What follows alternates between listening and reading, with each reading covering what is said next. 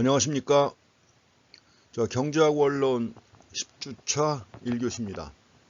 이번 시간에는 거시편에 해당하는 그 4장의 국가경제의 자금순환하고 5장에 나오는 내용들이 있는데 5장이 내용이 얼마 안 됩니다. 그래서 같이 이어가지고 공부하시겠습니다.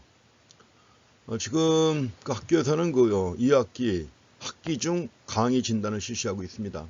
그래서 일부 기간이 정해져가지고 기간 안에 그 강의 진단에 참여하신 분들이 좀 일부 있고 참여하시 않은 분들이 대부분인데, 그래서 그 참여하신 분들 얘기 좀 몇 개 봅니다. 그래서 객관식으로 이제 물어보는 게 있고 또 각자 의견 기술하는 게 있는데, 의견 기술하는 게 한 2개씩 나와 있습니다. 아직 거의 참여를 안 했으니까 그런 거죠. 기간이 남아 있으니까 그 학기 중 강의 진단 참여하시기 바랍니다. 그래가지고 담당 교수한테 하고 싶은 얘기 다 하고, 근데 이런 게 불만스럽다, 이런 것 좀 개선해달라 하는 거 있으면은 그냥 써놓으시면 됩니다. 가지고 해당 교수들한테 뭔가 피드백을 줄 수 있는 겁니다.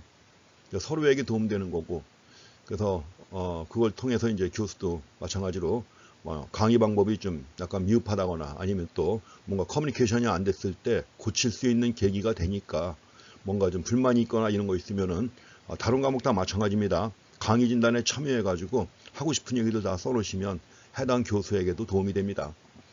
누가 썼는지 전혀 모릅니다. 진짜 전혀 모르니까 쓰고 싶은 얘기 다 쓰시면은 교수에게도 피드백을 줄 수 있는 거니까 꼭 참여하시기 바랍니다. 제 과목 같은 경우에 지금 과제가 부담스럽다 이런 분들도 있습니다. 그 과제 A4 용지 2매 내는 게 이제 부담스럽다 이런 분들도 있고, 어떤 분들은 그 A4 용지 2매를 내므로써 이게 시험 공부까지 겸하니까 좋다는 분들도 있고 그렇습니다. 그렇지 않습니까?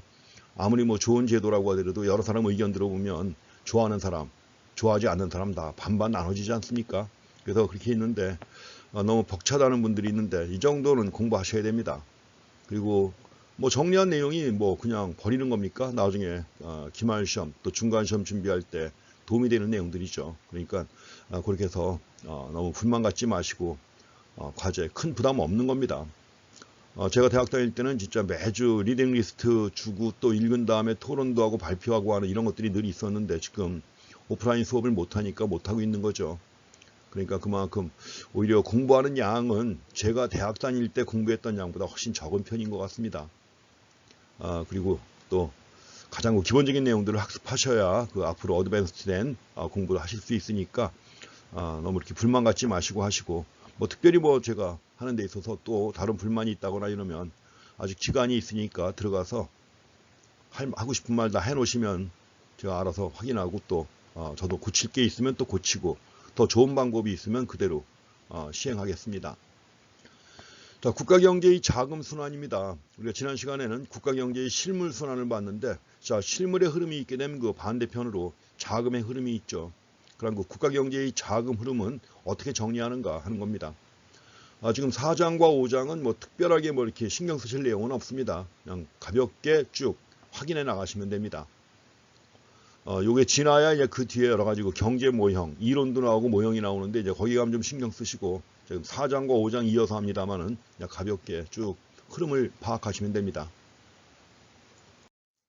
자, 국가경제의 자금 순환해 가지고 국가경제에서 자금의 수요와 자금의 공급이 연결되는 게 바로 금융시장이죠. 금융시장은 어떤 구조를 갖고 있는가 하는 겁니다. 그래서 한국은행의 사이트 들어가시면 한국은행에 한국의 금융시장 해가지고 거기 PDF 파일이 있습니다.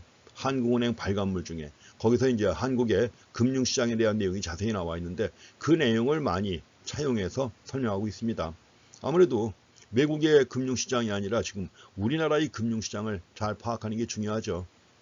그리고 이 금융시장을 중심으로 해가지고 가계와 기업과 정부 또 금융기관도 마찬가지로 자금을 조달하죠.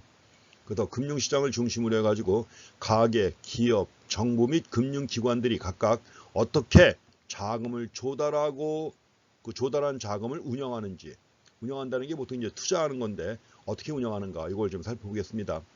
그리고 이제 개별 경제 부문의 금융거래 규모, 또 부문 간의 상호 관계들 이런 것들, 그리고 나서 실물 부문과 어떻게 연관이 되어 있는가 하는 겁니다. 이걸 기록하는 그 자금순환 계정이라고 하는 것이 있는데, 이 자금순환 계정은 어떤 통계인가, 이런 내용도 중심으로 해서 4장에서 살펴보겠습니다. 자, 먼저 우리가 금융 해가지고 파이낸스라고 합니다. 금융, 뭐의 약자죠? 자금을 융통한다는 것이죠. 금융이라는 말은 자금을 융통한다. 그래서 흑자 경제 주체, 자, 자금이 남아도는 경제 주체가 있죠. 주로 뭡니까? 가계죠. 왜냐하면 가계는 소득이 있다고 해서 전부 다 소비하는 것이 아니라 일부를 저축하지 않습니까? 그래서 바로 가계가 흑자 주체가 되는 것이고, 반면에 적자 주체는 누군가요? 기업이죠. 기업도 이제 물론 이윤이 많이 남는 경우에는 그 이윤 가지고 투자를 갖다 합니다만은 그거 가지고 부족하니까 뭐요? 왜냐하면 기업의 규모를 확대시키거나 이럴 때는 투자를 갖다 많이 늘려야 되죠. 그러면 자금이 부족하니까 돈을 빌려갑니다. 정부는 둘 중에 하나입니다. 그래서 어쨌든 간에 그래서 우리가 자금의 융통해 가지고 금융이라고 할 때는 흑자 주체로부터 적자 주체로의 자금 이전을 갖다 의미하는 것입니다. 흑자 주체로부터 적자 주체로 자금이 이전되는 것이다. 이게 바로 금융입니다. 그래서 이제 주로 우리가 흑자 주체 그러면 수입이 지출보다 많은, 그런데 주로 누구죠? 가계입니다. 반면에 적자 주체 그러면 수입보다 지출이 많은데 주로 기업 부문에 투자입니다. 그래서 우리가 흑자라고 할 때 흑자의 주요 원천은 저축이고, 적자라고 할 때 그 적자의 주요 이유가 바로 투자가 되는 거죠. 투자를 하려니까 돈이 모자라는 겁니다. 이렇게 해서 흑자 주체와 적자 주체 간의 자금의 융통이 이루어집니다.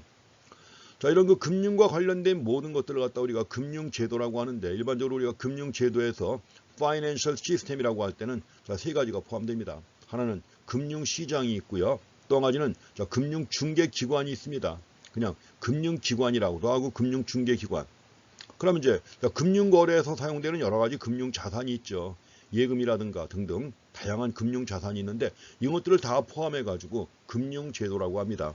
그래서 금융제도라고 할 때는 금융시장과 금융기관과 금융자산으로 구성되는 하나의 그 시스템, 체계를 전체를 금융제도라고 하는 것입니다. 자, 금융시장과 금융중개기관, 금융자산으로 구성된다는 거 간단하게 확인하시고요. 금융시장의 기능 나와 있습니다만 뭐 다 아시는 거죠. 좀 그림이 참 그 한국은행에서 나오는 그 한국의 금융시장이라는 게 있습니다. 뭐 굉장히 약간 좀 두꺼운 책자인데 책자로 봤을 때는 그 한국은행 사이트 들어가시면 PDF 파일로다가 확인할 수 있습니다. 그래서 특히 그 금융에 대해서 관심이 있어가지고 한국의 금융시장에 대해서 좀 더 알고 싶으신 분들은 요거 PDF 파일 열어가지고 보시면 자세히 나와 있습니다. 여기 그 금융시장이 두 개가 있습니다. 일단 직접 금융시장하고 간접 금융시장 해가지고 두 가지가 있어요. 주로 이제 간접 금융시장, 이걸 우리가 보통 금융기관이라고 하는 겁니다. 은행이라든가 증권회사라든가 이런 금융기관을 간접 금융시장이라고 하는 것이고, 반면에 이제 직접 자금 수요자와 공급자 간에 직접 자금 거래가 이루어질 때 이걸 직접 금융시장이라고 합니다. 자, 자금의 공급 부분이 있는데 자금의 공급 부분은 뭐 가계가 주요지만, 가계가 중심이지만 기업도 마찬가지로 공급이 될 수가 있죠. 기업들도 투자 여유가 있는 경우에는 저축을 합니다. 또 마찬가지로 정부의 경우에도 흑자인 경우가 있죠. 왜냐하면 세금으로 걷어가지고 다 쓰지 않고 남는 경우가 있습니다. 그래서 자금의 공급 부문이라고 할 때는 가계가 중심이 되지만 기업이나 정부도 공급 부문이 될 수가 있습니다. 반대로 자금의 수요 부분이 있는데 주로 기업이나 정부가 자금 수요 부분이지만 가계도 뭐요? 가계도 적자를 갖다 보는 경우가 있죠. 소득에 비해서 소비가 많을 때, 이럴 때는 모자라니까 대출 받아가지고 쓰지 않습니까? 그래서 가계도 자금의 수요 부문이 될 수가 있는 겁니다. 이렇게 해갖고 결국 직접 금융시장을 통해서는 중개기관 없이 직접적으로 자금 거래가 이루어집니다. 그래서 직접 금융시장을 통해서는 직접 자금 거래가 이루어져요. 자금의 공급 부문하고 수요 부문 간에. 반면에 이제 간접 금융시장 같은 경우에는 금융중개기관이 있습니다. 은행과 같은 금융중개기관을 통해서 자금의 거래가 이루어지죠. 이럴 때 이게 바로 간접 금융시장이 되는 것입니다. 그래서 국가경제에서 자금은 직접 금융시장과 간접 금융시장을 통해서 자금의 공급 부문에서 자금의 수요 부문으로 이전되는 것이다. 그렇게 이해하고 지나가시면 되겠습니다. 자, 금융시장의 기능이 언급되어 있습니다. 금융시장은 어떤 기능을 하는가 하는 건데 쭉 한번 흐름 파악하시면 됩니다. 자, 첫 번째로 그 자금의 배분이 이루어지잖아요. 자원 배분입니다. 이것도 우리가 자원이라고 할 때 자원에는 뭐예요? 여러 가지 생산 요소도 포함되지만 자금도 자원입니다. 정보도 자원이고요. 그래서 우리가 생산 활동을 위해서 투입되는 모든 것들 다 넓게 자원이라고 보시면 됩니다. 단순한 노동, 자본과 같은 생산 요소뿐만 아니라 자금, 그리고 정보 이런 것들이 다 자원 배분인데 특히 금융시장에서는 자금이라고 하는 금융자원이죠. 그러니까 자원 배분의 기능이 이루어집니다. 그래서 자금이 흑자 주체에서 적자 주체로 이전되잖아요. 이전되는 게 바로 금융시장이고 금융시장의 기능입니다. 자원 배분의 기능. 다음에 두 번째로 금융시장은 위험을 분산시키는 기능이 있습니다. 위험 분산 기능. 투자자가 다양한 금융상품을 통해서 분산 투자하죠. 흔히 얘기하는 포트폴리오라고 하는 분산 투자를 갖다 합니다. 원래 우리가 포트폴리오를 갖다 구성하는 이유가 위험을 줄이기 위한 거죠. 분산 투자를 통해서 투자 위험이 줄어든다 하는 것도. 그래서 위험 분산의 기능이 있습니다. 다음에 세 번째로 유동성을 공급하는 기능이 있습니다. 원래 유동성이라고 할 때는 리쿼디티라고 해서 금융자산이 가치의 손실 없이 얼마나 빠르게 현금화되느냐 이겁니다. 그러니까 현금화되는 정도, 이걸 유동성이라고 그래요. 이럴 때 현금은 우리가 쓰는 현금 있죠. 현금은 뭐예요? 완전한 유동성이죠. 현금은 그 자체가 유동성이다. 그렇지만 예금도 거의 현금이나 마찬가지죠. 요새는 예금 아무 때나 찾을 수 있지 않습니까? ATM 통해서. 그러니까 결국 그런 예금도 현금이나 마찬가지죠. 그렇지만 예컨대 주식이나 이런 것들은 처분했을 때 현금화하는데 시간이 조금 걸리죠. 부동산은 시간이 더 많이 걸리고요. 그래서 유동성이 낮다. 반면에 현금은 그 자체가 유동성이다 이렇게 얘기를 하는 겁니다. 그래서 현금화할 수 있는 가능성을 얘기를 하기 때문에 이걸 과거에는 환금성이라고 많이 썼습니다. 근데 지금 용어를 두 가지 용어를 놓고 볼 때 비교하면 환금성이라는 용어, 현금화하는 정도인데 환금성이라는 용어는 약간 천박한 용어고 유동성이라는 용어는 약간 이제 품이 있는 용어고 그렇게 생각하시면 됩니다. 다 쓰는 용어지만 주로 유동성이라고 씁니다. 우리가 유동성 프리미엄이라는 게 있습니다. 유동성 프리미엄 해가지고 자산을 현금으로 전환하는 데 따르는 자산을 현금화하는 데 따르는 손실이 있습니다. 현금화하려면 손실이 있죠. 현금을 가지고 있으면 현금은 그 자체가 유동성이니까 아무 문제가 없지만 만약에 예금이 있다. 예금을 찾으려면 적어도 ATM이 있는 데까지는 가야 되지 않습니까? 그래서 이제 그만큼 다리도 아프고 경우에 따라서는 버스 요금도 들겠고 그 손실이 있잖아요. 그러니까 그에 대한 보상이 바로 유동성 프리미엄입니다. 프리미엄. 그러니까 현금을 가진 경우엔 현금은 새끼치지 않잖아요. 근데 우리가 예금을 하게 되면 이자가 좀 붙죠. 그 이자가 바로 뭐냐? 일종의 유동성 프리미엄입니다. 그래서 손실에 대한 보상 개념으로 파악하시면 되는 거죠. 유동성 프리미엄. 다음에 네 번째 기능은 금융거래에 필요한 정보 수집 비용을 감소시키는 기능을 합니다. 금융거래에 필요한 정보 수집 비용을 감소시키는 것도 금융시장의 기능입니다. 그래서 우리가 보통 금융시장을 얘기를 할 때는 그 정보적 효율성 개념이 포함됩니다. 우리 효율성이라고 할 때는 기술적 효율성이 있고요. 경제적 효율성이 있고 배분적 효율성이 있습니다. 기술적, 경제적, 배분적 효율성 개념이 일반적으로 이용되는데 그러나 금융시장을 분석하고 이럴 때는 정보적 효율성 개념이 또 나옵니다. 그래서 그 정보적 효율성이라고 할 때는 뭐냐 하면 정보가 얼마나 금융자산 가격에 반영되어 있는가 하는 겁니다. 그런데 우리가 주가 같은 경우에는 일단 가능한 모든 정보가 다 주가에 반영되어 있잖아요. 사람들이 그 정보에 따라서 주식을 사고 팔기 때문에 모든 정보가 금융자산 가격이 충분히 반영되어 있다. 이럴 때 이런 금융시장을 효율적, 정확하게는 정보 효율적, 정보적 효율성이에요. 그래서 효율적 금융시장이라고 합니다. 그래서 그만큼 금융자산의 가격에 주식 가격이나 채권 가격에 여러 가지 국제 동향이라든가 국가들 간의 관계라든가 이런 것들 다 반영되어 있습니다.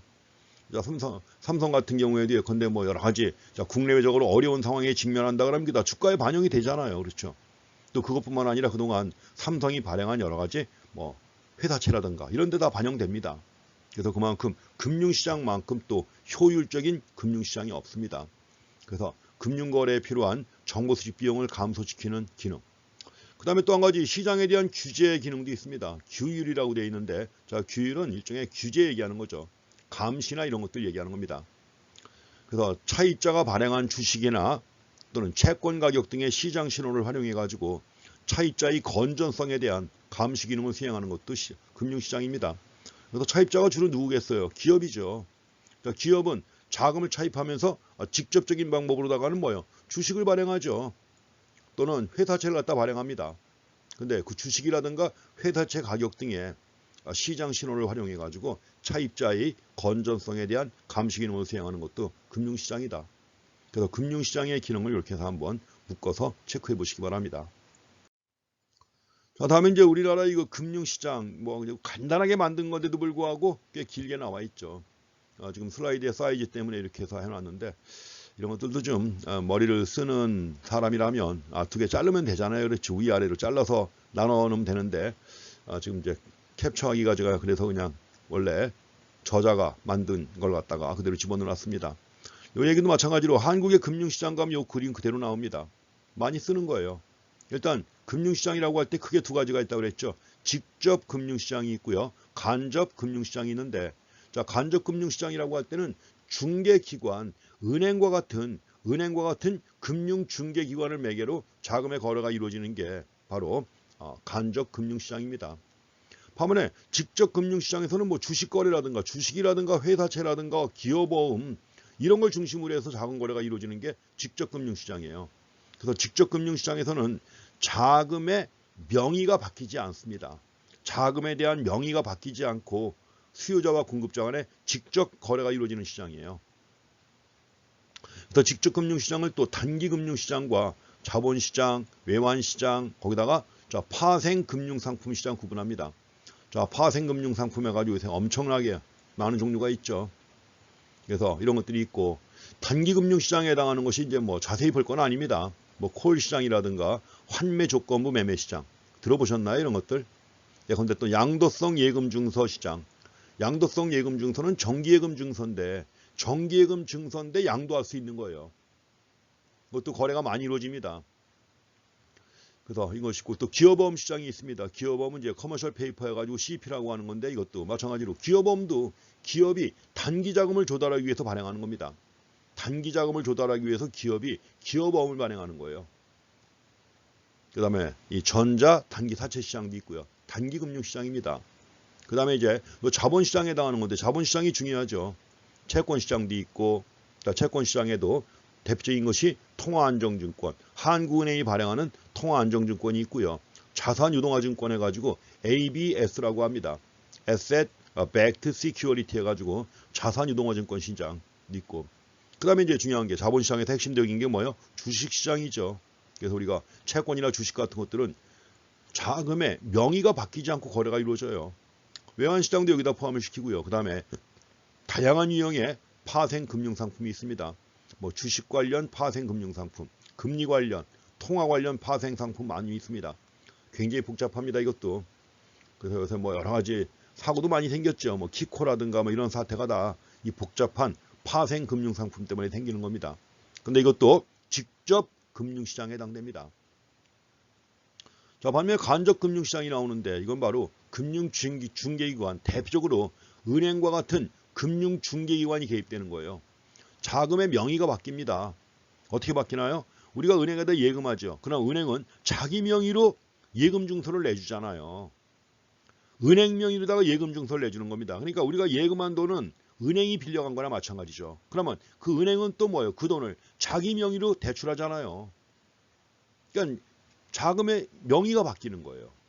은행으로 바뀌었다가 은행이 대출해주고, 자, 수요자는 예금자고, 수요자는 돈 빌리는 사람이고, 공급자는 예금자인데 중간에 은행이 껴가지고 은행 명의로 바뀌잖아요. 그래서 이제 이런 게 바로 간접금융시장입니다. 대표적인 게 예대시장 해가지고 이제 은행 같은 거 얘기하는 것이고요. 기타 여러 가지 펀드 시장이 있죠.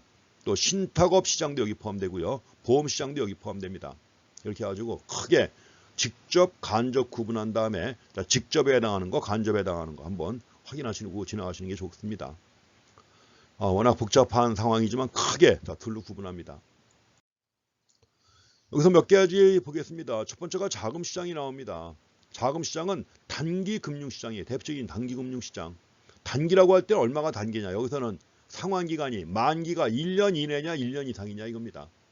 우리가 단기와 장기 얘기할 때, 근데 미시경제학에서는 단기와 장기, 뭔가 고정 생산 요소가 있냐 없냐는 거죠. 고정 생산 요소가 존재하면 단기, 반면에 모든 생산 요소가 가변적이면 장기죠. 그 다음에 또 이제 뒤에서 보게 될 거시경제에서는 단기와 장기 기분이 다릅니다. 거시경제 같은 경우에는 예컨대 물가와 임금이 신축적으로 변화할 수 있는 기간, 그런 기간이 장기예요. 그럼 물가와 임금이 신축적으로 변화하려면 얼마나 가야 되느냐? 그건 아무도 알 수 없죠. 그래서 10년 이상인 경우도 있고 그보다 더 긴 경우도 있고 그래요. 반면에 단기는 물가와 임금이 경직적인 기간, 단기라고 하는 겁니다. 그래서 짧아야 4, 5년 이렇게 되는 기간입니다. 그리고 자 지금 금융시장이라든가 아니면 국제거래 이런 거 얘기할 때 단기와 장기는 1년 이상이냐 1년 이내냐 이겁니다. 그래서도 단기 금융시장이라고 할 때 단기라고 하면 만기 1년 이내인 금융상품의 거래가 이루어지는 시장이 단기 금융시장입니다. 그래서 이 자금시장 또는 단기 금융시장을 그래서 머니마켓 해가지고 화폐시장이라고도 합니다. 자, 자금시장은 단기 금융시장입니다. 그래서 마찬가지로 경제 주체들에게 위험을 관리할 수 있는 필드를 제공합니다. 위험을 관리할 수 있는 필드. 그래서 유동성을 적정하게 유지할 수 있도록 도움을 주기도 하고, 유동성 현금화되는 정도입니다. 자금을 갖다 현금화하는 데 걸리는 정도라고 그랬죠. 그래서 유동성을 적정하게 유지할 수 있도록 도움을 주기도 하고, 일시적인 자금의 과부족을 신속히 조절할 수 있는 수단이 됩니다. 가게 같은 경우에도 갑자기 돈이 모자라는 경우가 있잖아요. 그러면 돈이 모자라면 빌려야죠. 기업들도 마찬가지고 그 일시적인 자금의 과부족을 신속히 조절할 수 있는 수단이 되는 것이 바로 자금시장입니다. 그래서 자금이 모자랄 때는 빌리고 여유가 있을 때는 예금하고 이렇게 해갖고 자금의 과부족을 신속하게 조절한다. 그렇게 함으로써 유동성을 적정하게 유지할 수 있도록 하고 나가서 위험을 관리할 수 있게 해주는 겁니다. 이게 자금시장의 기능이 되겠습니다. 주요 단기금융시장이 나오는데 자세히 설명할 기회는 없습니다. 이거 하나하나 설명하려면 그것도 시간이 꽤 걸리는 겁니다. 그래서 콜론이라고 할 때는 금융기관들 사이에 자금의 단기 거래 얘기하는 겁니다. 왜냐하면 금융기관도 갑자기 돈이 모자란 경우가 있죠. 가지고 있는 돈이 현금이 얼마 안 되는데 갑자기 누군가 거액을 찾으러 왔다. 거액을 찾으러 왔으면 당장 내줘야죠. 지금 돈이 없으니까 내일 오라고 그래요. 그럼 망하는 겁니다. 그 은행은. 이럴 때 다른 은행에서 급하게 빌려옵니다. 그래서 은행과 은행 간, 즉 금융기관 사이에 자금의 단기적 거래가 이루어질 때 콜론이라고 합니다. 또 환매조건부 채권이 있습니다. 환매조건부 채권인데 채권이에요. 채권인데 일정 기간이 지나면 형태가 바뀌는 겁니다. 환매조건부 채권. 그래서 근데 주식으로 바꿔준다든가 이렇게 해갖고 바꿔주는 거예요. 처음에 발행할 땐 채권이지만 일정 기간이 지난 다음에는 예컨대 주식으로 바꿔준다든가 이런 겁니다. 그래서 환매조건부, 조건부예요. 일정 기간 후 정해진 가격에 동일 채권을 매수 또는 매도하는 조건으로 거래가 되는 채권이다. 그래서 이걸 가지고 이제 중앙은행은 주로 중앙은행과 시중은행 간의 유동성 조절이라든가 통화량 조절에도 활용되는 겁니다. 환매조건부 채권, 레포라고 하는데 이런 게 있고요. 양도성 예금증서는 정기예금증서예요. 정기예금증서인데 양도가 가능한 겁니다. 타인에게 팔 수 있는 거예요. Certificate of Deposit 해가지고 CD라고 합니다. 기업어음 말씀드렸죠. 커머셜 페이퍼 해가지고 기업이 단기 자금을 조달하기 위해서 발행하는 어음입니다. 그 다음에 전자, 단기사채 같은 것들이 주요 단기 금융시장의 금융상품이다. 이렇게 보시면 되겠습니다. 자세하게 볼 건 없습니다. 지금 우리가 이걸 공부하는 게 목적이 아닌데 어쨌든 금융시장을 보긴 봐야 되니까 이 정도 체크만 하고 지나가시기 바랍니다. 다음엔 자본시장이 나오는데 이건 주식이라든가 주식 또는 만기 1년 이상의 채권이 거래가 돼요. 만기 1년 이상의 채권이 거래가 되는 시장, 자본시장인데 주식시장이에요. 대표적인 게 주로 뭐라 그래요? 주식시장을 다른 말로 증권시장이라고 하죠. 그러면 이 자본시장은 어떤 기능을 담당하느냐? 자금의 부족 부분하고 자금이 남는 부분 간 수급 불균형을 조절하는 기능이 있습니다. 자본시장은 자금이 부족한 부분하고 남는 부분 사이에 수급 불균형을 조정하는 기능. 그 다음에 기타 이제 회사채 수익률과 회사채 우리가 보통 사채라고 불러요. 사채라고 하는데 사채는 회사가 발행하는 채권을 얘기하는 겁니다. 보통 사채라고 해서 이 불법 금융 시장에서 지하 금융 거래가 이루어지는 그런 걸 사채라고 하잖아요. 개인적으로 빌리고 빌리는 거 얘기하는데 여기서 얘기하는 게 그게 아닙니다. 자, 개인적으로 빌려주고 빌리는 이런 것들이 있죠. 사채라고 하는데 그거 아닙니다. 회사채예요. 회사채 해가지고 자, 그래서 회사채 수익률과 주가와 같은 금융자산 가격이 결정되는 데가 바로 자본시장입니다. 자, 주가도 자본시장에서 결정되는 거 아니에요.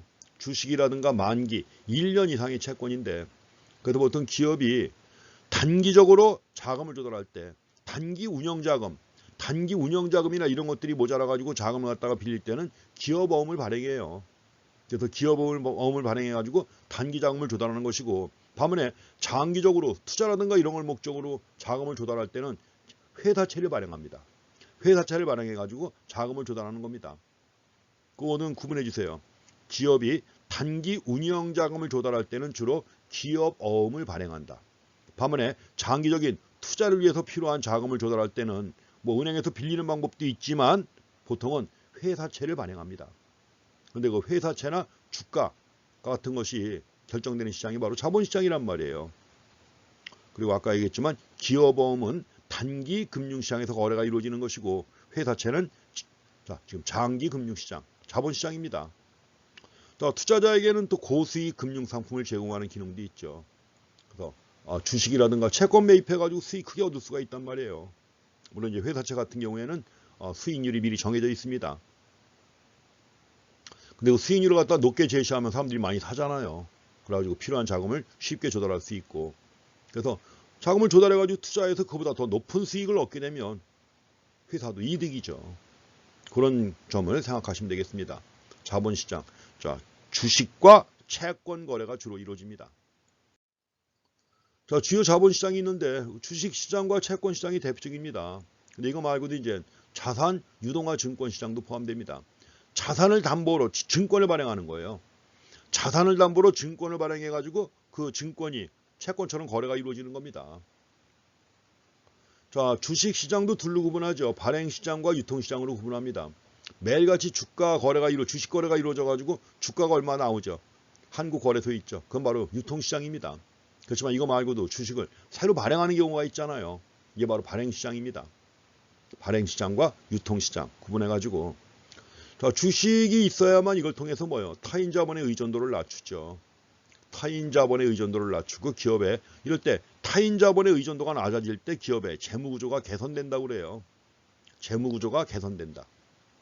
과거의 경우에는 기업들의 재무구조가 엉망이었습니다. 외환위기 이전에 어떤 회사는 뭐 부채 비율이 800 내지 1200% 그랬던 겁니다.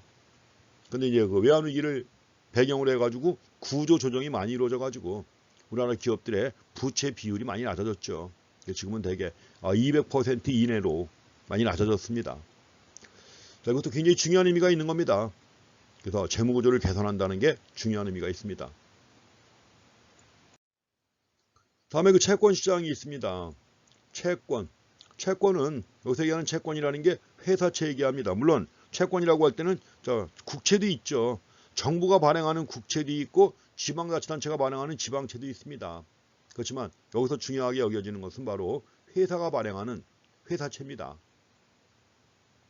그래서 채권이라고 할 때 이제 기업이 자금을 조달하거나 아니면 정부가 어떤 정책을 수행하기 위해서 발행하는 채무증서입니다. 국가, 지방자치단체 또 기업들도 회사채를 갖다 발행합니다. 그래서 투자를 위한 자금 조달이라든가 아니면 정부가 하려고 하는 정책을 수행하기 위해서 필요한 자금을 조달하기 위해서 발행하는 채무증서입니다. 근데 채권은 이자가 미리 정해져 있어요. 얼마큼의 이자를 주겠다 해가지고 이자를 약속받고 난 다음에 자금을 공급하는 형태입니다. 근데 이자는 약속됐지만 채권도 시장에서 거래가 되고 시장에서 거래가 되는 채권 가격은 뭐예요? 올랐다 떨어졌다 하는 겁니다. 이것도. 그래서 그만큼 이제 여러 가지 그 채권의 경우에도 가격, 이자율과 역관계를 갖다 보입니다. 그렇지만 이제 채권을 갖다 보유하게 되면은 뭐예요? 적어도 이자는 매 기간마다 약정된 이자가 나옵니다. 자, 채권 시장 중에 대표적인 것 중에 하나가 또 통화안정증권 시장인데 이건 한국은행이 발행하는 채권입니다. 통화안정증권. 그 다음에 이제 자산유동화증권 해가지고 ABS라고 합니다. 이거는 이제 시장에서 잘 거래가 되지 않는 유동성이 낮은 자산이 있죠. 유동성이 매우 낮은 이런 자산을 갖다가 유동화하기 위해서, 현금화하기 위해서, 또는 환금화한다. 저유동성, 유동성이 매우 낮은 자산인데 이거 갖다가 유동화하기 위해서 발행하는 게 자산유동화증권 시장입니다. 주로 이제 뭐 부동산이나 이런 것들, 이런 보유자산을 담보로 해가지고 발행하는 겁니다. 우리나라 경우에도 그 자산유동화증권이 보편화되기 시작한 것이 외환위기 이후입니다. 외환위기 때 기업들이 은행 대출금을 못 갚아요. 왜냐면 나간 기업들이, 망한 기업들이 많이 있잖아요. 대출금도 못 갚는다. 그러면 은행이 그걸 압류했단 말이에요. 그럼 은행이 그걸 압류했는데 은행도 빌려준 돈을 받으려면 그걸 현금화해야 할 거 아닙니까? 그러니까 어떻게 했느냐, 그때 한국 자산관리공사가 은행이 압류한 부동산을 갖다가 매입하는 거예요. 근데 그걸 매입하기 위해서 어떻게 하느냐 하면 그 부동산을 담보로 증권을 발행하는 거예요. 부동산을 담보로 한 증권. 그래가지고 그 증권이 채권시장에서 거래가 되도록 하는 겁니다. 채권시장에서 거래가 되면 현금화 되잖아요. 현금화함으로써 이제 바로 팔리지 않는 부동산을 대신해가지고 자금이 흘러갈 수 있는 것이죠. 그래서 잘 거래가 안 이루어지는, 그 현금화하기 어려운 이런 자산을 담보로 증권을 발행해가지고 거래를 하는 겁니다. 물론 그걸 매입하는 사람은 충분한 수익이 예상되니까 매입하는 것이죠. 자산유동화증권. 또 부동산의 경우에는 또 모기지가 있죠. 모기지를 담보로 또 증권을 발행해가지고 모기지 백트 시큐리티 해가지고 자산유동화증권 중에 한 가지 형태가 바로 모기지를 담보로 한 MBS도 있습니다. 모기지 백트 시큐리티 해가지고 이런 것들이 다 채권시장에서 거래가 되는 것입니다. 그 다음에 이제 세 번째가 파생금융상품 시장이 있습니다. 이거는 이제 미래 수익이에요. 그래서 미래 수익이 통화나 채권이나 주식과 같은 기초 금융자산의 수익 변동에 의해서 결정되는 금융계약이 거래가 되는 시장입니다. 그래서 파생금융시장, 딜버티브예요. 글자 그대로 파생. 그래서 가장 기본적인 파생금융상품이라고 할 때 선물과 옵션과 스왑이 있습니다. 가장 기본적인 형태예요. 물론 실제로 파생금융상품 보게 되면 황당한 게 엄청 많습니다. 글로벌 금융위기 때 바로 그런 거 아니에요. 월가의 탐욕스러운 뱅커들이 저도 모르고 고객도 모르는 아주 이상한 파생금융상품을 만들어가지고 금융기술을 갖다 교란시킨 거 아니에요. 가지고 이제 욕도 많이 먹고 있었는데, 그렇지만 그 파생금융상품이라고 하는 것도 역사는 꽤 있습니다. 그래서 그 대표적인 것 중에 하나가 선물. 선물은 영어로 future라고 합니다. future, 선물. 그래서 어떤 특정 상품이나 증권을 특정 시점에 특정 가격으로 거래할 것을 미래 시점이에요. 특정 상품이나 증권을 특정한 미래 시점에 특정한 가격으로 거래할 것을 현 시점에 약정하는 거예요. 현 시점에 약정하는 것이다. 이런 계약입니다. 그래서 특정 시점에 특정한 가격으로 거래할 것을 현 시점에 약정하는 계약. 그래서 계약이 먼저 체결되는 겁니다. 어떻게 될지 모르잖아요. 미래는. 어떻게 될지 모르지만 계약이 먼저 체결된 이후에 계약 이행은 나중에 발생하는 겁니다. 그 선물과 유사한 것 중에 선도라는 게 있어요. 또 선도거래. 선도거래가 있는데 그 선도거래는 흔히 얘기하는 밭대기라고 아시죠? 밭대기. 그래서 봄에 이제 여름에 이제 밭에다가 배추를 심습니다. 배추를 심으면 그 중간상들이 와가지고 수집상들이 와가지고 거래를 해요. 그런데 수확이 끝난 가을에 채소를 배추를 갖다가 한 포기당 2,000원씩에 예컨대 만 포기 내가 사겠다. 미리 계약을 해요. 2,000원에 만 포기. 그래가지고 이제 뭐 결정하는 것은 물론 농부가 할 얘기죠. 근데 작년에 배추값이 쌌는데 한 2,000원이면 뭐 그런 대로 괜찮다 싶으면 계약하는 거죠. 만 포기를.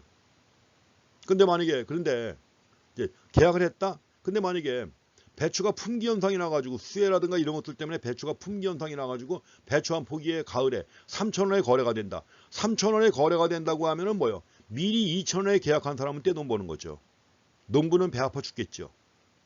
근데 만약에 배추가 대풍이 들었다. 대풍이 들어가지고 한 포기의 시장에서 1,500원에 거래가 된다. 그럼 뭐요? 계약 미리 맺은 사람은 손해보는 거지만 농부는 안정적으로 2,000원씩 팔아가지고 돈 버는 거 아닙니까? 물론 이럴 땐 또 계약 맺은 사람이 인수를 포기하기도 해요. 또 그런 경우도 있고요. 워낙 폭락하면 이게 바로 그런 겁니다. 미래에 어떻게 될지 모르지만 그 예상을 바탕으로 해가지고 지금 계약을 체결하는 거예요. 이게 어떻게 보면 이건 뭐예요? 도박이나 마찬가지입니다. 사실은 도박이나 마찬가지지만 뭐예요? 사실 뭐 주식 투자하는 건 도박 아닌가요? 그것도 도박이죠. 투기고. 그래서 이런 것들이 다 그런 성격이 있는 것입니다. 선물. 그래서 이와 유사한 밭대기라고 하는 선도 거래도 비슷하게 생각해 보시면 됩니다. 자, 이거 말고 또 한 가지 가장 일반적인 것 중에 하나가 옵션이 있습니다. 이것도 마찬가지로 미래 일정한 시점 또는 기간 동안 특정 가격에 특정 상품을 사거나 팔 수 있는 권리를 갖다 부여하는 거예요. 그래서 이럴 때 미리 정해진 가격으로 살 수 있는 권리를 갖다 부여할 때 콜옵션, 또 미리 정해진 가격으로 팔 수 있는 권리를 갖다 부여할 때 풋옵션이라고 합니다. 풋옵션, 옵션이라고 하는. 그러면 또 한 가지 수합 거래가 있습니다. 자, 수합은 두 거래 당사자가 미리 약정한 방식이에요. 약정한 방식에 따라 역시 미래 일정 시점에 현금 흐름을 교환하기로 하는 이런 계약입니다. 그래서 이제 선물이나 옵션에 비해서는 계약이 비교적 자유롭고 또 유연성도 높습니다. 그렇지만 어쨌든 이런 그 파생 금융 상품이라고 하는 게 시장에서 활발하게 상품도 만들어지고 거래가 이루어지지만 어떻게 보면 역시 미래 시점을 예상해 가지고 거래를 해야 되는 것이기 때문에 약간은 이제 도박의 성격이 있는 그런 것들입니다. 이럴 때 이제 금리 수합도 있고 통화 수합도 있고 여러 가지가 있습니다.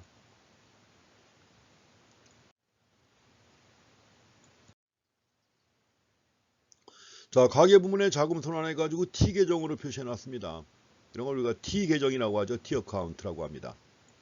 그래서 자금의 운영과 자금의 원천을 갖다가 구분해 놨습니다. 자금의 운영과 원천. 자, 자금의 원천은 가계 부문이에요. 가계니까 자금의 원천은 뭐죠? 소득이죠. 소득에서 제일 많이 쓰이는 게 뭐죠? 소비입니다. 그런데 115를 갖다 얻어가지고 70을 갖다 소비했다. 그럼 남는 게 얼마죠? 남는 걸 가지고 어떻게 합니까? 이제 운영하는 거죠. 그래서 이거 말고 이제 자금의 운영과 관련해 가지고 금융자산. 자, 소득 115. 그래서 이 중에서 이제 금융자산 110이다 해갖고 가계가 보유한 금융자산이라고 할 때 현금이나 예금, 보험이나 연금, 채권, 주식 및 출자 지분이 있죠. 기타 금융자산 이렇게 나옵니다. 합치면 얼마? 180이에요. 마찬가지로 소득도 있지만 빌린 것도 갖고 있는 거 아니에요. 자금의 원천이죠. 소득도 사용할 수 있지만 빌린 것, 부채도 사용할 수 있잖아요. 자금의 원천이 되는 거죠. 그래서 이제 자금의 원천 해가지고 금융부채라고 할 땐 대출받은 것도 있고 또 외상으로 거래한 게 있죠. 상거래 신용. 상거래 신용이라는 게 외상입니다. 외상은 갚아야 되는 거 아니에요. 그렇죠? 기타 금융부채 해가지고 있습니다. 금융부채 합계고 다 합치면 180입니다. 항상 대변과 차변은 같아야 된다는 건 아시죠? 이렇게 갖고 가계 부문의 자금 순환이 이렇게 이루어진다. 자, 지금 말씀드린 것처럼 소득 중 일부만 소비하고 나머지 자금을 현금이나 예금, 저축하잖아요. 저축. 그리고 여러 가지 동안개미처럼 주식도 매입한다든가 등등 해가지고 현금과 예금, 각종 금융자산 형태로 보유합니다. 그래서 가계는 전형적인 흑자 부문이에요. 소득보다 소비가 적다. 그렇기 때문에 금융자산이 금융부채보다 큰 게 일반적이죠. 그래서 가계의 경우 순금융투자가 0보다 크다는 것입니다. 물론 일반적인 상황이 그렇습니다. 전체적으로 평균을 보면 물론 가계라고 하더라도 어려운 집은 당연히 부채가 더 많죠. 그렇지만 전체 평균을 놓고 볼 때 가계는 흑자 부문이다 하는 것입니다. 자, 지금 경제 부문별 자금 순환과 관련해서 나왔는데 바로 이제 가계와 관련된 문제입니다. 가계와 관련해 가지고 특히 이제 현실과 경제학에 나온 문제예요. 그래서 최근에 고령화가 빠르게 진행되고 있고 가계부채도 또 변화하고 있습니다. 가계부채. 자산시장의 변화가 나타나고 있다는 건데 읽을 거리에 나와 있는 현실과 경제학 얘기입니다. 그래서 이제 고령화로 인해 가지고 주택 가격이 하락 위험도 있다는 것들을 언급하고 있는데 이 내용은 책에 나와 있는 그 박스 있죠. 거기에 나와 있는 거 한번 읽어보시기 바랍니다. 여러 가지 이제 다양한 데이터 가지고 설명하고 있는데 고령화와 가계부채. 뭐 이런 걸 중심으로 해가지고 특히 일본까지 고려해가지고 언급하고 있는데 그 책에 나와 있는 현실과 경제학 내용 한번 읽어보시기 바랍니다.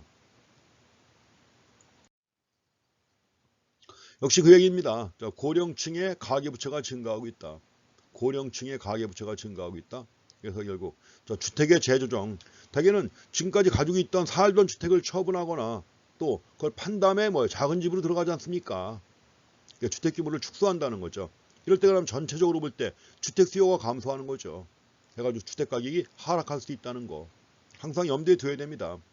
지금 우리나라의 경우 주택 시장 어떻게 보나요? 말도 안 되죠, 그렇죠? 아파트 자 언젠가 조만간 폭락합니다. 폭락한 버블이 꺼지는 거죠. 버블이 꺼지게 되면 엄청난 또 혼란이 올 수도 있습니다. 근데 또 말씀드린 것처럼 주택 가격이 단기에 급락한다.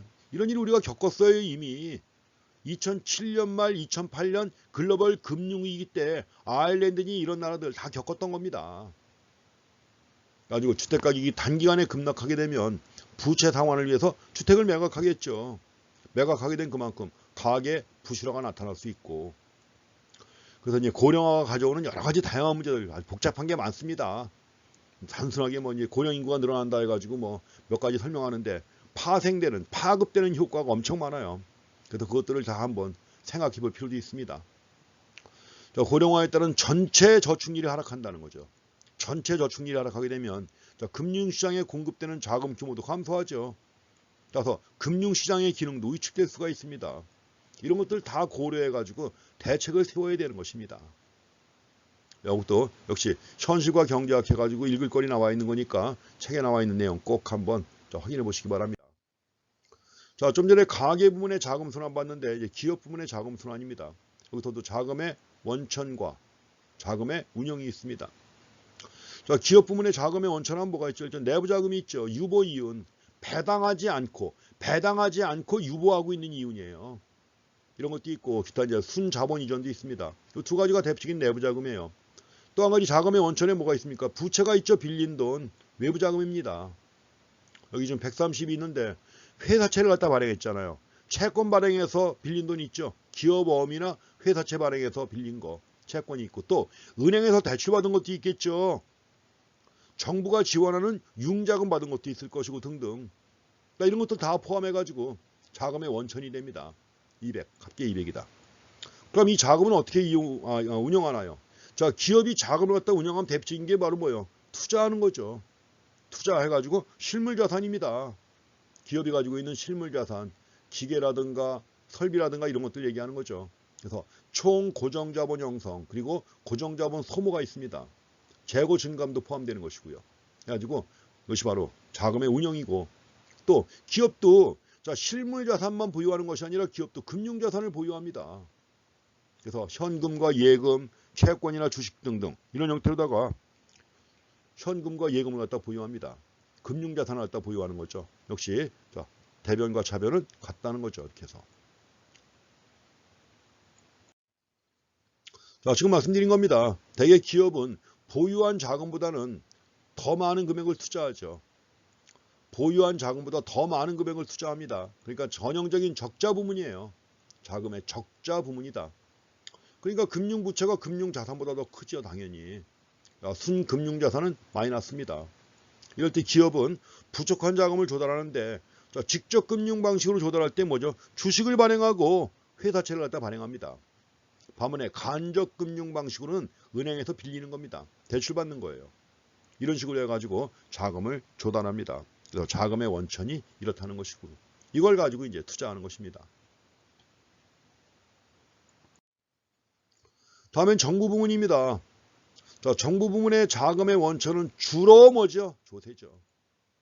그렇지만 이제 필요한 경우에 국채를 발행하기도 합니다. 국민의 조세 부담률이 너무 커지거나 또 국민들의 불만이 있을 때는 또 국채를 갖다 발행하기도 합니다. 근데 국채는 미래의 조세 수입을 근거로 발행하는 거 아니에요. 국채 언젠가 갚아야 되는 것이고 그 돈을 갚으려면 결국 어디서 나가는 겁니까? 세금 거둔 데서 나가는 거죠. 그다음에 자금을 갖다 운영할 때는 국가 운영에 필요한 재화를 갖다 구입하는 것도 있고 또 정부가 금융 상품도 보유합니다. 근데 특히 이제 정부의 경우 국가 운영에 필요한 재화라고 했는데 이게 바로 정부 구매죠. government purchase 해가지고 정부 구매입니다. 요건 이제 우리가 뒤에 가면 G라고 하는, 자, G라고 하는 부호를 가지고 쓸 거예요. 정부 구매. 그래서 여러 가지 정책적 판단이라든가 또 사회적 필요에 의해서 정부 지출의 규모를 갖다 결정합니다. 그래서 정부는 상황에 따라서 흑자 부문이 되기도 하고 또 적자 부문이 되기도 합니다. 자, 지금 우리 같은 경우에는 뭐 적자가 심각하죠. 여러 가지 어려운 상황에서 정부가 쓰는 돈이 정상적인 정부 활동에 의한 지출은 물론이고 여러 가지 사회복지를 위한 지출이 크게 증가했기 때문에 적자 부문이죠.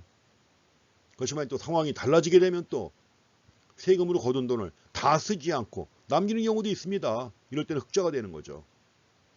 그래서 정부 부문의 자금 순환은 이렇게 이루어진다.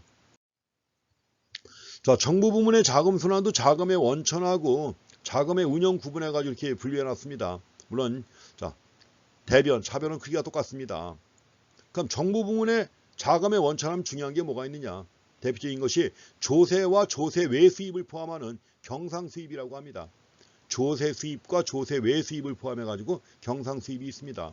또 이거 말고도 정부도 여러 가지 고정자산을 매각한다든가 재고자산을 매각한다든가 해가지고 얻는 자본 수입도 있어요. 크진 않아도 자본 수입이 있습니다. 또 정부도 돈을 빌리잖아요. 금융부채가 있습니다. 국채를 발행한다든가 또는 한국은행에서 빌려온다든가 등등 대출이 있습니다. 이런 것들이 자금의 원천이에요. 자, 조세나 조세 외 수입을 통한 경상 수입, 그 다음에 자본 수입도 있고요. 그 다음에 국채를 발행해서 조달하는 금융부채도 있고 대출금도 있고요. 이 돈을 가지고 정부는 어떻게 쓰느냐? 쓰는 것은 일단 가장 일반적인 게 G라고 말씀드린 여러 가지 경상 지출이죠. 근데 이것만 있는 것이 아니라 또 자본 지출도 있습니다. 고정자산의 취등이나 매입에 나가는 돈이 있죠. 또 금융자산도 보유하게 됩니다. 크게 보면. 그래서 정부도 결국 그래서 자금의 원천과 자금의 운영을 간략하게 한번 대비해 보시면 되겠습니다. 다음에 금융기관의 대차 대조표입니다. 금융기관의 경우에도 왼쪽에 자산을 표시하고 오른쪽에 부채 및 자본을 얘기를 합니다. 자, 부채 및 자본이라는 게 결국 자금의 원천이죠. 자, 은행의 자금의 원천은 뭔가요? 예금 받잖아요. 예금 받는 게 제일 크죠. 예금이 있고 그 다음에 양도성 예금 증서를 갖다 발행합니다. 또 갚아야 되는 거예요. 양도성 예금 증서도 갚아야 되는 겁니다. 환매 조건부 채권, 기타 금융채라든가 역시 채권이에요. 기타 파생금융 상품 팔았죠. 이런 걸 가지고 자금을 조달합니다. 근데 갚아야 되는 거죠. 예금 언제가 내줘야 되는 거죠. 가계 입장에서 볼 때 예금은 자산이지만 은행 입장에서 볼 때는 뭐예요? 부채가 되는 거죠. 그래서 우리가 회계도 은행 회계는 반대로 하는 거예요. 또 은행 회계는 반대로 이루어집니다. 그 다음에 이제 은행에 자본금도 있죠. 그 다음에 은행은 자금을 어떻게 운영하죠? 자산이죠. 이게 현금을 보유하기도 하고 은행이 보유하는 현금, 은행이 보유하는 현금 해가지고 예컨대 뭐 시제라고 합니다. 이 몰트 캐시하고 시제. 또 중앙은행에다 맡긴 것도 있어요. 중앙은행에다 맡긴 돈 예치금이 있습니다. 다른 은행에 대한 예금도 있고요. 그렇지만 중요한 건 뭐예요? 대출이죠. 그래서 기타 해가지고 은행의 대차 대조표를 갖다 보게 되면 은행의 자금 흐름이 어떻게 이루어지는가 하는 것도 알 수가 있습니다. 그래서 은행은 가계 부문의 예금, 그 다음에 시장성 수신 이런 걸 통해서 조달한 자금을 기업에 대출해 주죠. 그래서 저축과 투자를 연결하는 이런 역할을 하는 게 바로 은행입니다. 그럼 은행의 수익은 뭐예요? 은행의 수익은 예금과 대출 이자의 차이가 있죠. 그 예금과 대출 이자의 차이를 갖다가 스프레드라고 합니다. 스프레드. 이것이 바로 은행의 이익이 되는 거죠. 거기 은행에 지급준비금이 있는데 은행은 예금을 수취한다고 해서 전부 다 대출하는 게 아니죠. 예금을 수취하게 된 그 중에 한국은행이 정한 법정 지급준비금에다가 좀 더 여유 있게 초과 지급준비금 해가지고 지급준비금을 갖다 보유해야 합니다. 의무예요. 이거는 은행은 지급준비금을 갖다 보유해야 합니다. 예금한 사람이 언제 찾아갈지 모르잖아요. 언제 찾아갈지 모르기 때문에 거기에 대비해서 지급준비금을 갖다 보유하는 건데 그러면 지급준비금은 전부 다 은행이 가지고 있느냐? 아닙니다. 전부 다 은행이 가지고 있게 되면 몰래 대출해가지고 딴짓할 수도 있겠죠. 그래서 지급준비금 중에 일정 비율만큼은 한국은행에다가 예치하도록 해놨어요. 일정 비율만큼은 한국은행에다 예치해야 되는데 이게 중앙은행 예치금이에요. 그리고 이거 빼고 나머지는 직접 보유하고 있는데 은행이 보유하고 있는 현금을 시제금이라고 합니다. 이 볼트캐시라고 그래요. 그래서 지급준비금은 중앙은행 예치금 더하기 시제금으로 구성됩니다. 자, 현실경제학도 나와 있는데 이것도 한번 읽어보세요. 금융기관의 레버리지 경기 수능성.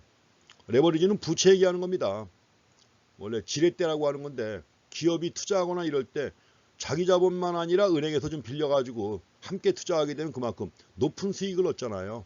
그래서 그걸 지렛대 효과, 레버리지 효과라고 하는 겁니다.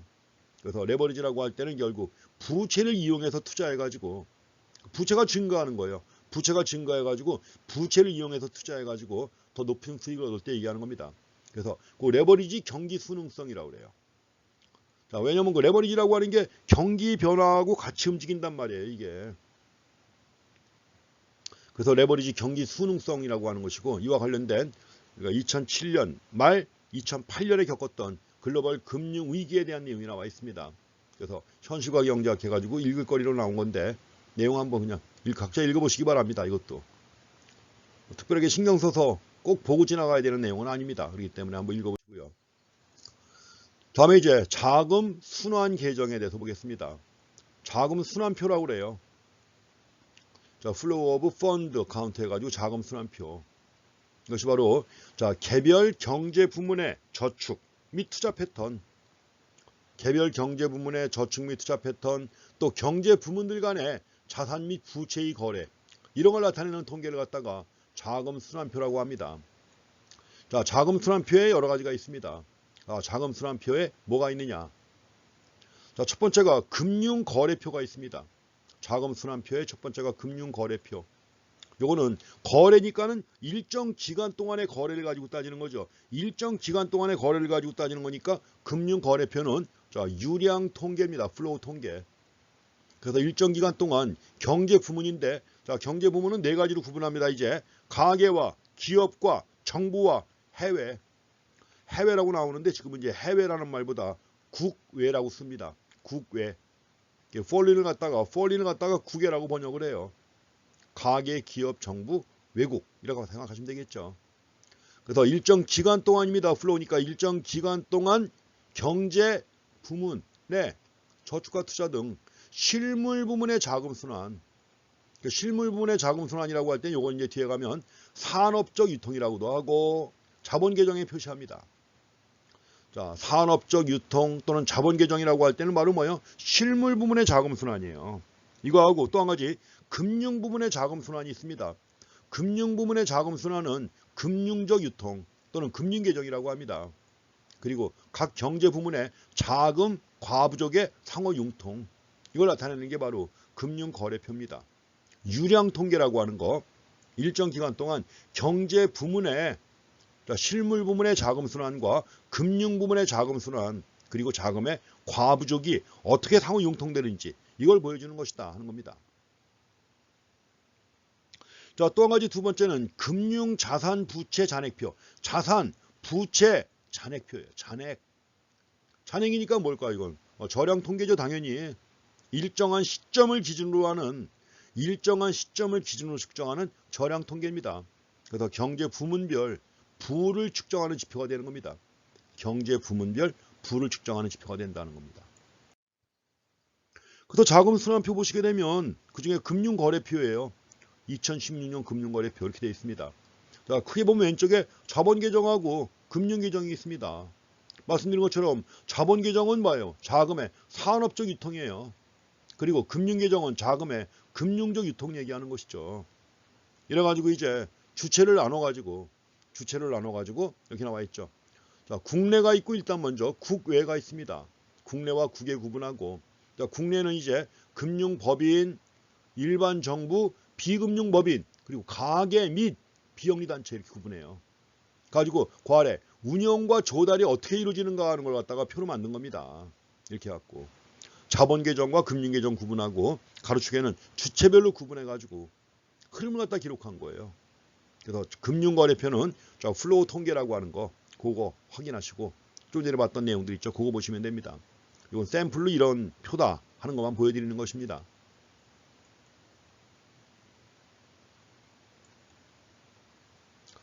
자, 지금 뭐 이렇게 표시해놨는데 뭐 중요한 거 아닙니다. 책에 설명도 나와 있지만 한번 읽어보시면 되고요. 자, 4장은 여기까지 보시면 되겠습니다. 여러 가지 그 자금의 흐름, 그러니까 국가 경제 전체를 했을 때 실물 부문의 이면에 있는 자금의 흐름을 갖다 본 것입니다. 이렇게 해서 정리해 보시고, 그 다음에 이제 5장에 국가 경제의 특징이 나와 있는데, 여기서는 이제 거시경제에서 주로 우리가 뭘 살펴야 되는지 거기에 대한 내용이 간략하게 나와 있습니다. 여기에 대한 슬라이드가 대체로 한 12개 정도 됩니다. 12개인가 3개 정도 되는데, 자, 간략하게 이어서 보고 마무리하겠습니다.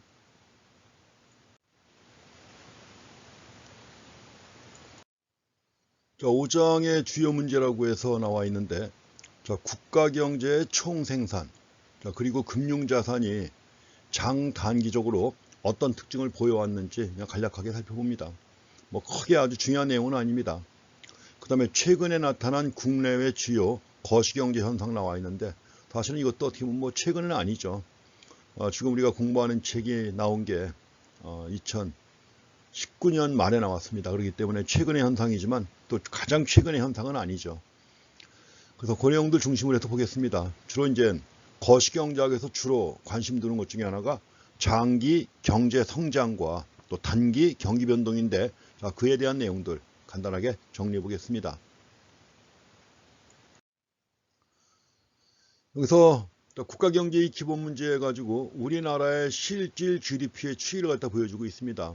그래서 70년부터 해가지고 5년 단위로 끊어서 가장 최근의 상황까지 나와 있습니다. 2018년까지 나와 있죠. 그래서 보게 되면 바탕에 있는 파란색 선이 있습니다. 파란색 선이 있는데 그 파란색 선은 실질 GDP의 증가와 감소를 갖다 보여주고 있습니다. 그래서 실질 GDP가 증가했다가 감소하게 뭐 잘 나오진 않았지만, 이때가 언제죠? 이때는 실질 GDP가 꽤 높았다가 갑자기 감소합니다. 갑자기 감소했는데 이때가 언젠가요? 79년, 80년 초입니다. 79년에 2차 서기 파동이 있었고, 이때는 좀 낮았죠. 이때도 낮았는데 이때는 전 세계적으로 1차 서기 파동이 있었습니다. 1차 서기 파동 해가지고 74년입니다.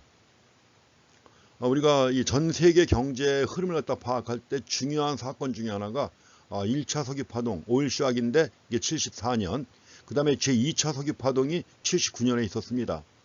그래서 이제 한국 같은 경우에 특히 1980년에 박정희 사망 이후에 5.18이 있었고, 그래갖고 80년에 아주 경기가 극도로 취약했던 상황입니다. 이런 상황이 있었고, 그 다음에 이제 물론 증가와 감소가 조금씩 반복됐었죠. 그러다가 이제 한국 경제의 경우 또 최악의 위기를 겪은 게 언제죠? 97년 말 외환위기 때입니다. 97년 말 외환위기 때 GDP가 크게 감소하죠. 그래서 이렇게 됐고, 그러다가 이제 근래 들어와 가지고는 또 이제 특히 뭐 2010년 지나고 이때는데, 이때는 뭐 크게 이렇게 뭐 중요한 사건이 아니라 이건 글로벌 금융 위기 때인데, 한국뿐만 아니라 전 세계 경제가 다 안 좋았던 때입니다. 2007년 말부터 2008년에 이어진 글로벌 금융 위기도 큰 어려움 중에 하나였던 겁니다. 그래서 이러한 변화를 갖다가 이제 파란색 선 갖고 보게 되면 실질 GDP가 감소했던 해입니다. 그 이전에 비해서 감소했던 해인데, 그럼에도 불구하고 크게 보면 빨간색 선은 어떻게 되죠? 크게 계속 증가하고 있잖아요. 이게 바로 장기 추세를 갖다 보여주는 건데, 자, 추세적으로 볼 때는 뭡니까? 성장을 이루고 있죠. 그래서 실질 GDP는 장기적으로는 꾸준히 증가하고 있습니다. 예, 그렇지만 이제 장기 추세선을 중심으로 봤을 때 단기적으로 볼 때는 상승과 하락이 반복되고 있죠. 이렇게 해가지고 장기 추세선을 중심으로 해가지고 상승과 하락이 반복되는 이런 현상이 단기 경기 변동입니다. 그렇지만 장기적으로 볼 때는 성장 추세에 있다는 것이죠. 예, 장기 경제 성장이라고 하는 겁니다. 이 두 가지가 거시경제학에서 가장 중요한 두 가지 과제 중에 하나입니다. 그래서 뒤에서 우리가 이제 거시경제 편 볼 텐데, 먼저 장기 경제 성장에 대해서 경제 성장의 원동력이 무엇이고 이런 것들을 본 다음에, 그 다음에 그 뒤에서 단기 경기 변동해 가지고 나라 경제 전체의 총 수요와 총 공급에 의해서 경기 변동이 어떻게 나타나는지 이걸 분석을 할 겁니다. 그리고 나서 이제 관련되는 여러 가지 경제 안정화 정책이라든가 이런 내용도 살펴보는 게 거시경제학입니다. 자, 여기서는 이제 그래프를 아까는 계속 증가하는 걸로 나타났지만 여기서는 여기가 0입니다. 여기가 0이고 이걸 0을 중심으로 해가지고 위에는 플러스고 아래 마이너스죠. 위에는 플러스, 아래 마이너스 이렇게 표시해 놓은 겁니다. 그래서 항상 그 그래프가 나왔을 때 축이 무엇인가 하는 걸 잘 파악하셔야 돼요. 그 여기서는 지금 이제 마찬가지로 시간의 변화는 70년부터 이렇게 있지만 똑같은 시간입니다. 2018년까지 해놨지만 특히 0을 중심으로 해가지고 크게 감소했던 때를 생각해 보세요. 언젠가 말씀드렸지만 1974년입니다. 74년 이후에 1차 석유파동 이후고 특히 2차 석유파동인데 요거는 한국은 또 석유파동뿐만 아니라 정치적 격변기를 갖다 겪었죠. 가지고 GDP가 크게 감소하는 상황입니다. 이런 상황이고 또 한 가지가 97년 말 외환위기 때 이런 것이고 그 다음에 2008년 글로벌 금융위기 때입니다.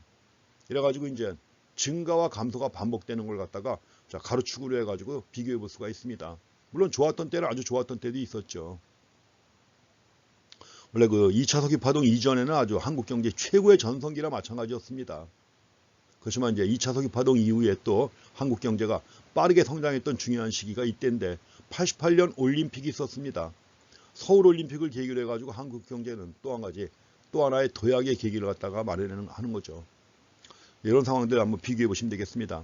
그래서 우리가 경기 변동이라고 했는데 단기 경기 변동이라고 그랬죠. 왜냐하면 경기 변동이 이루어지는 것은 보통 주기가 한국 경제의 경우 4 내지 5년 정도의 주기를 갖고 나타납니다. 4 내지 5년 정도의 주기를 가지고 보기 때문에 따라서 경기 변동이라고 할 때는 실질 GDP에서 장기 추세선에서 벗어난 정도를 나타내는 겁니다. 그러니까 이 그림에서 본다고 하면 아까 봤던 장기 추세선이 뭔가요? 아까 봤던 장기 추세선이 이거예요. 0을 중심으로 해가지고 나타나는 이게 장기 추세선입니다. 근데 그 장기 추세선을 중심으로 해가지고 변동이 증가와 감소가 반복되는 거 아니에요. 이게 경기 변동입니다. 남대로 이제 한번 경기가 안 좋을 때는 상당한 동안 지속됩니다.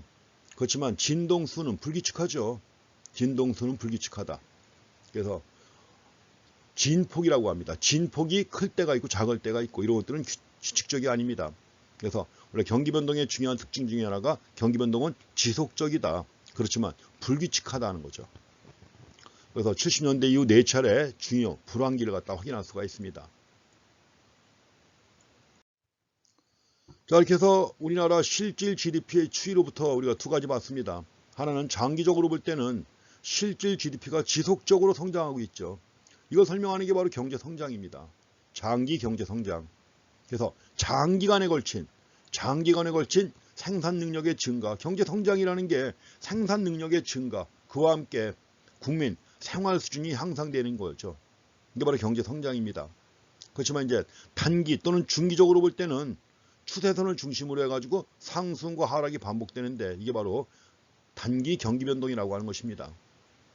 그래서 경제활동의 활발한 현상, 또 경제활동이 둔화되는 현상, 이게 반복되는 거죠. 이게 바로 단기 경기 변동입니다. 그래서 우리가 경제 성장을 연구하는 분야를 경제 성장론, 그래서 실질 GDP의 지속적 증가가 어떻게 나타나는가, 그 원인이 무엇이냐, 이런 걸 파악하는 겁니다. 반면에 경기 변동, 단기적인 현상이죠. 그래서 이거는 이제 국가 경제의 활동 수준이 변화되는 거, 그래서 호황과 불황이 반복되는 이런 현상, 이걸 설명하는 게 바로 경기 변동론입니다.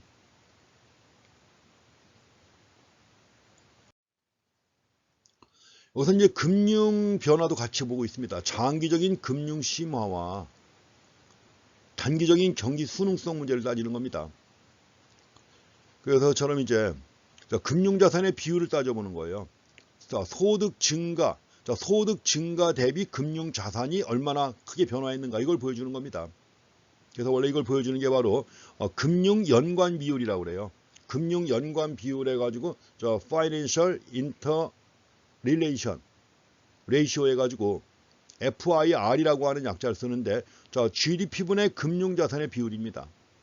GDP분의 금융자산의 비율 나타나죠.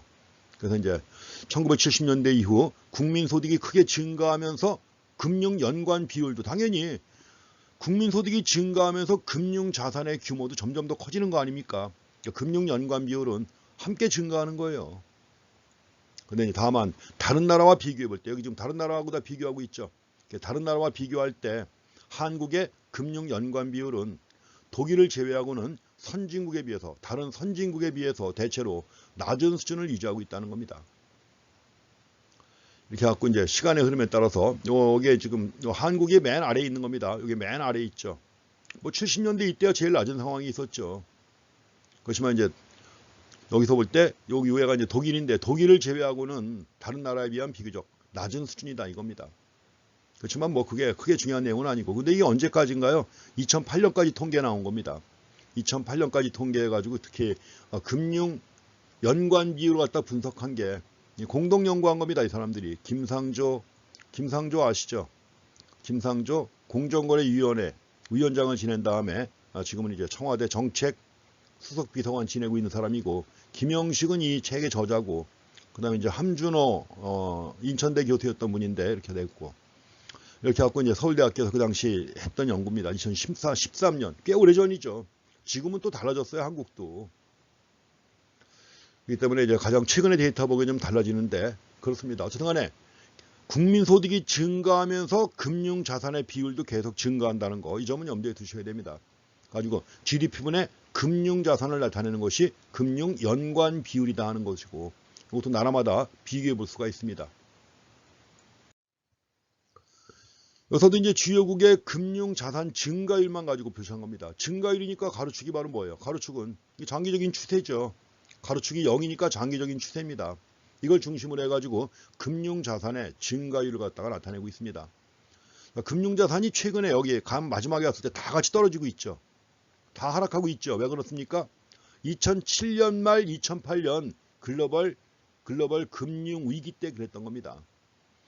2007년 9월에 서브프라임 모기지 사태가 발발하면서, 원래 서브프라임 모기지가 뭐냐면, 예컨대 자산 가치가 높지 않은 뭐 건물이라든가 부동산이 있다.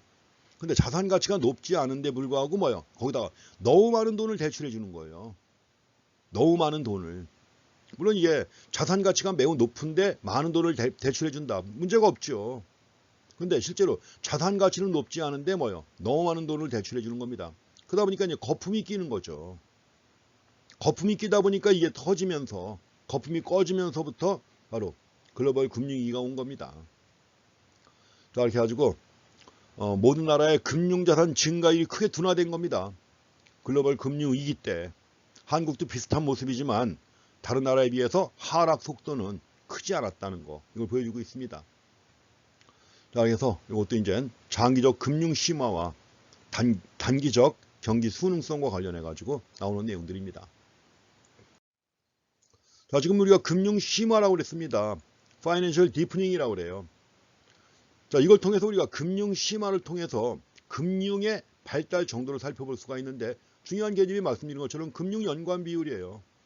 GDP분의 금융자산의 비율. 그래서 우리가 FIR이라고 하는 약자 씁니다. Financial Interrelation Ratio라고 그래요. 그래서 금융 연관 비율이 당연히 크게 상승하고 있다는 얘기고, 상승한다는 얘기는 금융자산이 그만큼 커지고 있다는 거 아니에요. 금융자산이 많아진다는 것이 어떤 의미가 있느냐. 금융 서비스의 선택폭이 넓다는 거죠. 다양한 금융자산이 만들어지면서 금융 서비스의 선택폭이 넓어진다. 자, 금융 서비스의 선택폭이 넓어진다면 자금 수요자는 돈 빌리는 루트가 다양해진단 말이에요. 자금을 마련하는 루트가. 과거에는 예컨대 은행에서 빌리는 것밖에 없습니다. 은행에서 빌리는 것밖에 없었는데 이제 뭐요? 다양한 루트에서 자금을 조달할 수가 있기 때문에 신용 제약에 직면할 가능성은 낮아지겠죠, 당연히. 그래서 자금 수요자인 기업의 경우에는 신용 제약에 직면할 가능성이 낮아진다. 반면에 자금 공급자 입장에서 볼 때는 다양한 투자 기회가 생기잖아요. 예금 말고도 예금보다 더 큰 이득을 얻을 수 있는 다양한 금융 상품이 생겼기 때문에 자산 증식 기회가 많이 발생한다는 겁니다. 그렇지만 이 과정에서 부작용도 있습니다. 뭐냐? 지나친 저금리라든가. 자, 금리가 매우 낮다. 여러분들 같은 경우 어떻게 날까요? 금리가 매우 낮다. 내가 돈을 많이 빌릴 수 있다. 낮은 금리로 돈 많이 빌릴 수 있다. 어떻게 하겠어요? 부동산 타야죠. 부동산. 앞으로 값이 크게 오를 가능성이 있는 이런 부동산을 매입해가지고 갖고 있으면 금리는 얼마 안 되는데 자산 가격은 그 이상 오른단 말이죠. 부동산 투자라는 게 바로 그겁니다. 우리나라 경우에도 그런 기회가 있는데 지금 그러다 보니까 정부가 찍어 누르는 거죠. 돈 빌리는 것도 많이 안 빌려줍니다. 많이 못 빌리게 하고, 그 다음에 뭐예요? 오를 가격이 높은, 값이 오를 가능성이 높은 이런 부동산 같은 거 구입하거나 이럴 때는 또 뭐 허가를 받아야 될 경우에 따라서는 이게 현재 정부의 부동산 정책이죠. 그래서 이런 과정에서 이제 사람들이 낮은 금리로 돈 빌려가지고 자꾸 부동산 아파트 같은 거 사니까 자산 가격에 버블이 생긴 거예요. 지금 서울의 경우에는 비싼 경우 평당 3.3제곱미터당 억대에 가까운 이런 아파트들이 있죠. 그 말이 됩니까? 한 평, 3.3제곱미터 조그만 한 평에 억대. 말이 안 되죠. 저는 확신합니다. 조만간 꺼집니다. 그것도. 인천 송도 같은 경우에도 3.3제곱미터에 3천만 원. 강남 수준은 아니지만 이것도 마찬가지입니다. 꺼집니다. 버블이 꺼지게 되면 이제 걷잡을 수 없는 상황이 발생하는 거죠. 또 과도한 국채 발행이라든가 외국인 단기 투자 같은 것도 나타납니다. 그래서 이것이 바로 이제 부작용이 드디어 현실화돼 가지고 나타난 게 2007년 말 서브프라임 모기지 사태입니다. 자산 가격은 급락하면서 그 자산을 담보로 돈을 빌려준 은행들은 빌려준 돈의 회수가 안 되니까 다 망했잖아요. 이러면서 역시 또 경기 침체가 계속 이어졌던 것입니다. 이런 것들을 종합적으로 늘 판단하셔야 돼요. 요새 뭐 아마 여러분들 중에서도 있을 겁니다. 뭐 동학개미 있을 거예요. 주식이 전망이 좋다고 하니까 용돈 아껴가지고 주식 투자하는 거 뭐 좋습니다. 좋은 기회가 됩니다. 그것도. 그러다 나중에 이제 목돈이 더 생기고 하면은 그 어떤 이제 부동산으로 또 눈이 가겠죠. 기회는 언제든지 있습니다. 그렇지만 전체 경기 흐름이라든가 이런 걸 잘 살펴서 투자를 해야 됩니다. 자, 최근에 주요 거시경제 현상에 배경되는 것 중에 하나가 지금 저성장이 고착화되고 있죠. 한국 같은 경우 과거에는 뭐 연 10몇 %까지 성장한 적이 있었는데 지금은 이제 그건 불가능합니다. 아무리 건 뭐 불가능해요. 그래서 원래 초창기에는 빠르게 성장하다가 어느 정도 성장한 다음부터는 그런 성장은 불가능합니다. 한국도 벌써 그런 상태에 왔고요. 그래서 1년에 예컨대 3% 성장한다. 그 정도면 진짜 아주 높은 성장입니다. 그래서 저성장 시대에 접어들었다. 그 다음에 최근에 물가 매우 안정돼 있죠. 80년대, 90년대만 해도 자고 나면 물가가 올랐단 말이에요. 하이퍼 인플레이션이라고 그랬어요. 커맨딩 아이치에서 나왔었죠. 하이퍼 인플레이션. 1년에 100% 이상 물가가 올라요. 우리는 그 정도까지 경험하진 않았지만 남미라든가 이런 많은 나라가 그걸 경험했죠. 또 전후에 독일도 그랬고요. 하이퍼 인플레이션. 거기다가 또 저금리 현상 지속되고 있죠. 최저금리까지 상상 한 번도 경험해보지 못했던 금리입니다. 지금은. 이런 것들이 최근에 거시경제 현상의 배경입니다. 저성장, 저물가, 저금리. 이와 관련해가지고 이제 데이터를 가지고 글로벌 경제 성장률 비교하고 나가서 글로벌 불확실성 지수를 갖다가 또 비교하고 있습니다. 역시 가로축은 타임입니다. 시간 얘기하는 거죠. 그러니까 시간별로 해가지고 그동안 있었던 중요한 그 불확실한 대표적인 상황들을 갖다가 몇 가지 제시하고 있습니다. 세세한 내용들은 그 책에서 한번 읽어보시는데 뭐 사실 안 보셔도 됩니다. 자, 최근에 우리가 처해 있는 상황이 이렇다는 것만 이해하시면 돼요. 저성장이 고착화되고 있다. 저물가, 저금리가 지속되고 있다. 이것만 파악하시면 되겠습니다. 또 저출산 고령화도 현재 우리가 직면한 상황이죠. 전 세계 어떤 나라보다도 출산율이 떨어지고 있습니다. OECD 국가 중에서 출산율이 가장 낮아지고 있는 나라 한국입니다. 그래서 이런 것들이 앞으로 어떤 재앙을 가져올 것인지 그것도 생각해 보실 필요가 있습니다. 그만큼 이제 저출산 때문에 노동력이 부족하잖아요. 노동력이 부족하니까 지금 외국인 노동자가 많이 들어와 있지 않습니까? 오늘자 통계에 나온 건데 한국에 거주하는 외국인이 222만 명이랍니다. 222만 명인데 원래 OECD에서는 다문화 국가를 갖다 정의할 때 총인구의 5%가 외국인이다. 이러면은 그걸 다문화 사회로 정의 안 됩니다. 그러니까 앞으로 한국은 아직은 거기까지는 안 갔지만 그 바로 문턱에 있는 거죠. 가지고 오늘자 신문에도 여러 칼럼니스트들이 그에 대한 칼럼을 써서 알리고 있습니다. 이런 사회가 되고 있으면 여기에 대비해야 된다는 것이죠. 그렇다고 해서 뭐 출산율을 갖다 갑자기 끌어올리거나 가능성이 별로 없죠. 고령화 막을 수 있나요? 없죠. 그렇다면 이건 주어진 상황으로 간주하고 그에 알맞는 대책을 세워야 된다는 것이죠.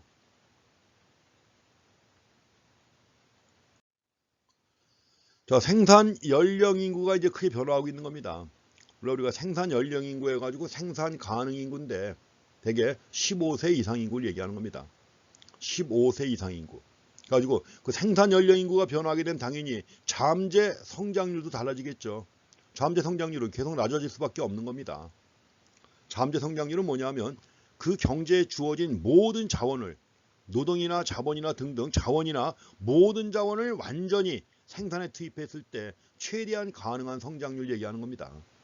잠재 성장률. 근데 이게 점점 낮아지고 있다는 거죠. 생산 연령 인구도 점점 낮아지고 있고 그러다 보니까 당연히 뭐예요? 성장 잠재력을 약화시킬 것이고 성장 잠재력이 약화되면 잠재 성장률도 점점 낮아지는 것이죠. 이거 어떻게 보면 심각해지면 이게 재앙이 될 수가 있는 겁니다. 그래서 이에 대한 대비가 필요하다는 거 이거 갖다가 이제 강조하고 있습니다.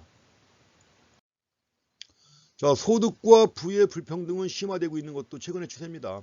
물론 한국뿐만이 아닙니다. 전 세계가 다 그래요. 소득의 불평등, 부의 불평등이 심화되고 있다는 것이고 이 소득의 불평등이 심화되고 있는 것은 자, 소득 진위계수 가지고 알 수 있죠. 자, 진위계수가 커지게 되면 불평등이 심화되는 것이고 작아지면 분배 상태가 개선되고 있는 거죠. 여기 주석에 나와 있습니다. 뭐 이미 우리가 본 겁니다. 진위계수가 0이면 완전 평등, 1이면 완전 불평등. 그리고 이제 시장 소득 개념 나와 있고 처분 가능 소득 나와 가지고 이걸 통해서 이제 불평등이 심화되고 있는 이런 현상을 보이고 있는 겁니다. 또 5분위 배율 가지고도 따져볼 수가 있죠.